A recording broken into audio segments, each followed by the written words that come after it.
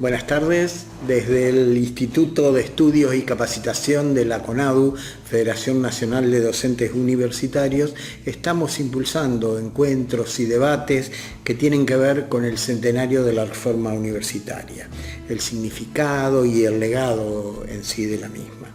Si analizamos entonces el contexto internacional, en el cual ella se desarrolló, vemos que Europa salía de una guerra cruenta, de la Primera Guerra Mundial, la Gran Guerra, que produjo más de 10 millones de muertos, más de 20 millones de mutilados, y también el año anterior a la reforma se salía del triunfo de la revolución bolchevique en la Rusia zarista, revolución que tuvo gran impacto en algunos de los pensadores del momento, como José Ingenieros, como Aníbal Ponce, Alfredo Palacios, Manuel Ugarte, entre otros. También había un contexto regional determinado, un contexto sudamericano y latinoamericano marcado en el inicio de esa década por la Revolución Mexicana, esa revolución agrarista y campesina de 1910 que planteó fundamentalmente un antiimperialismo y un anti-norteamericano, en donde su ministro de Educación, José Vasconcelos, fue uno de los impulsores de los postulados de la reforma universitaria del 18, incluso en el año 25 llamó en Ciudad de México al primer encuentro iberoamericano de estudiantes universitarios. Junto con eso, también en Perú, otro de los países donde la reforma tuvo también mucha influencia, estaba González Prada, el eterno estudiante Víctor Raúl Haya de la Torre, fundador del nacionalismo popular a través del partido APRA, la Alianza Popular Revolucionaria Americana, y también en Uruguay, José Rodó, donde recoge todo un proceso de renovación impulsado por entonces por Batley y Ordóñez. Estaba a su vez José Martí en Cuba como generación previa a la reforma universitaria y que a su vez le dio impulso a Julio Antonio Mella, que va a crear el socialismo cubano.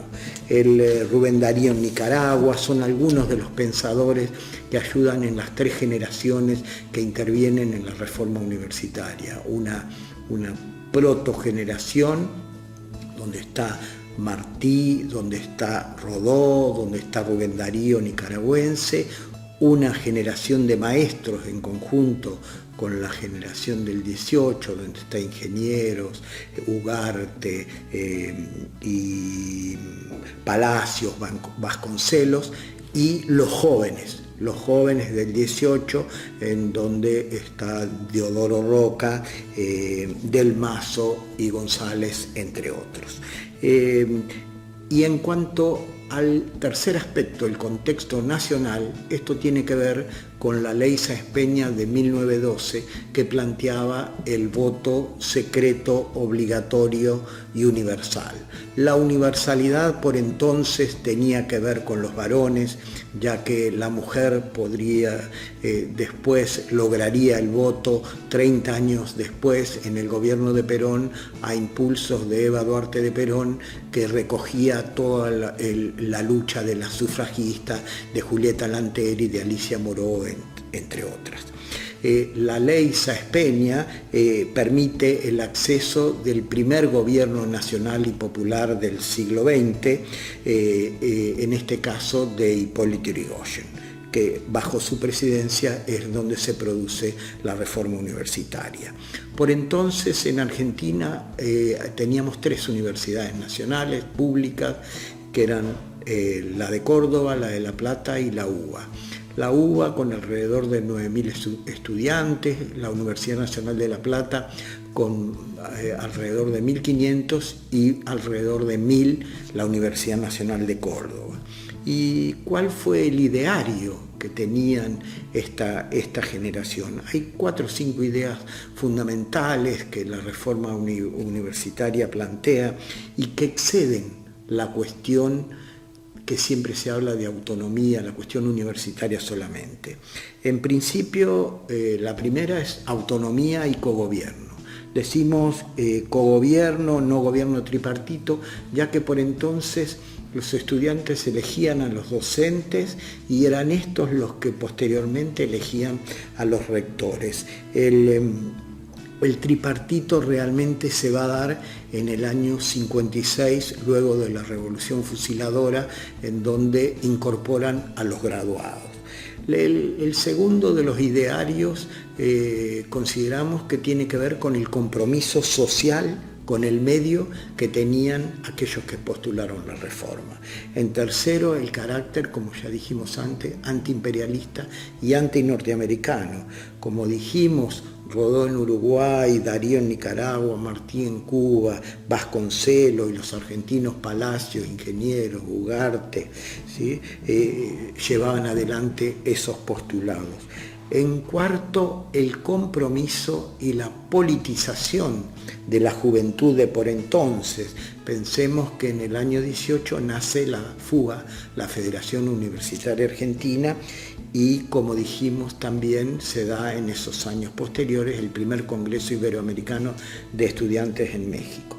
Y por último, en quinto lugar, los intentos de unidad sudamericana que estaban promovidos fundamentalmente por Manuel Ugarte.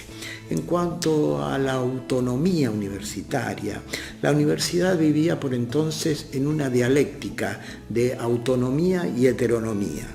Estudiosos como Diego Tatiano, Eduardo Rinesi se han referido al tema, y Diego plantea que autonomía no es equivalente a soberanía.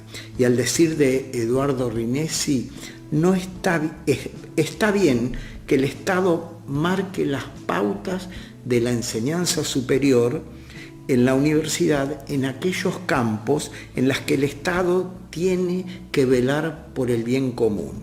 Y allí, en palabras de Kant, la universidad es heterónoma, lo contrario de autónoma, exactamente lo contrario. ¿Y por qué? Porque atiende a un interés superior, que es el interés del pueblo. Pero el mismo Rinesi continúa y retoma el polo dialéctico y dice: en cambio, la universidad, en su dimensión filosófica, introspectiva, reflexiva, creativa y crítica, debe ser perfecta y totalmente autónoma. En ese marco se da el manifiesto liminar, aquel que dicen que salió fundamentalmente de la pluma de Deodoro Roca, donde, entre otros párrafos, planteaba: Córdoba se redime, desde hoy el país cuenta con una vergüenza menos y con una libertad más. Y también nos planteamos qué ha pasado a lo largo de estos 100 años en lo que llevamos de la primera reforma universitaria.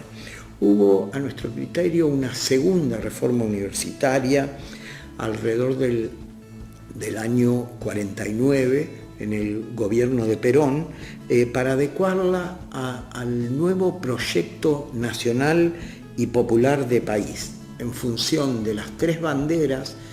Y ahí hay unos estudios muy interesantes de Aris Recalde que tratan la temática, y en cuanto a la independencia económica plantean la importancia del primer plan quinquenal, con un país a pleno empleo, con la demanda de recursos humanos y la necesidad de tener una masa más formada.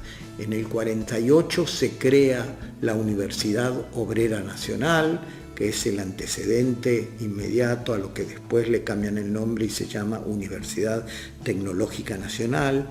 Se da por entonces la creación de los primeros grandes instituciones científicas tecnológicas, la CONEA en el 50, en el mismo año el CONITIC, el primer Consejo Nacional de Investigaciones Técnicas y Científicas, antecedente del CONICET, que recién fue creado en el 58, el Instituto Antártico Argentino, creado en el 51, el CITEFA, el Centro de Investigaciones Científicas Técnicas de las Fuerzas Armadas, creadas en el 54, en fin, un impulso a las ciencias aplicadas al desarrollo, un impulso a las ingenierías, y a las ingenierías específicamente en áreas estratégicas regionalizadas.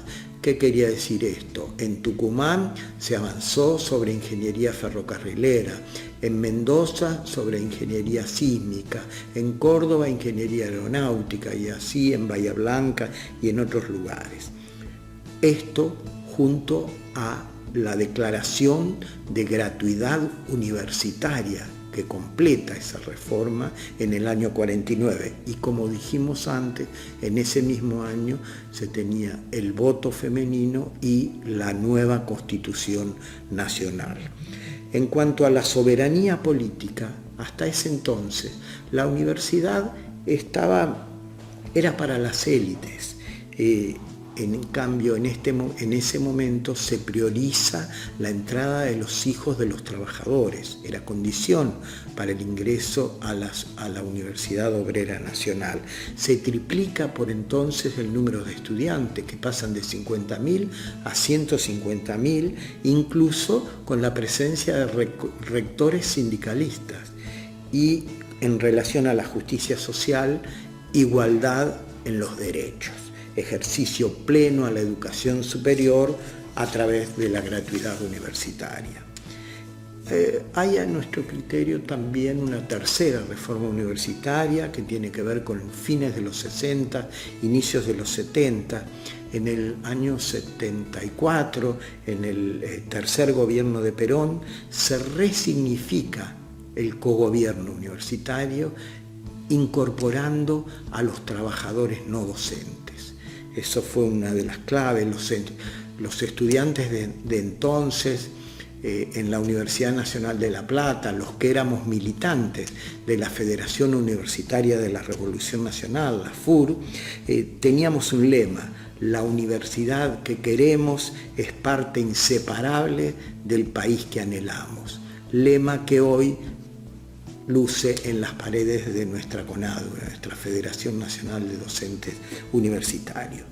Y hubo, a mi criterio, también una cuarta reforma universitaria que tiene que ver con, al decir de Alejandra Herrera, la docena ganada, con los gobiernos de Néstor Kirchner y Cristina Fernández de Kirchner, impulsando la educación superior, creando 19 nuevas universidades nacionales, fundamentalmente en zonas del conurbano profundo, en donde la matrícula, el 85% de los ingresantes era primera generación de universitarios en su familia, con la creación de programas como el Conectar Igualdad, como el Progresar, como el FINES, con la ley de financiamiento educativo, la decuplicación del presupuesto, el mayor ingreso de investigadores y becarios al CONICET, la repatriación de más de 1.200 científicos y tecnólogos a nuestro país, científicos que tenían una doble dependencia al CONICET y a la educación superior, a las universidades nacionales. En fin, incluso hasta en estos 12 años podríamos hablar de un cogobierno pentapartito, porque se incorporan los consejos sociales a muchas de nuestras universidades nacionales. Lo que a mi criterio creo que en el 2015 hace que en la Universidad Argentina exista una simbiosis entre la tradición reformista y la tradición nacional y popular. Por último, creemos que este junio que viene, en ocasión de los 100 años de la Reforma, deberemos retomar y profundizar los postulados de la CRES 2008, la Conferencia Regional de Educación Superior, realizada en 2008 en Cartagena, Colombia, que dice claramente: la educación superior es un bien público y social, es un derecho humano y universal y un deber del Estado. Esto es muy importante porque, sobre todo ahora, en momentos en donde fuerzas retrógradas, conservadoras de la derecha oligárquica nos quieren convencer de que la educación superior es un servicio, mercantilizándola, e incluso algunos intentan volver a arancelarla. Creo que los estudiantes, los trabajadores no docentes, los docentes, el pueblo todo, no lo vamos a permitir.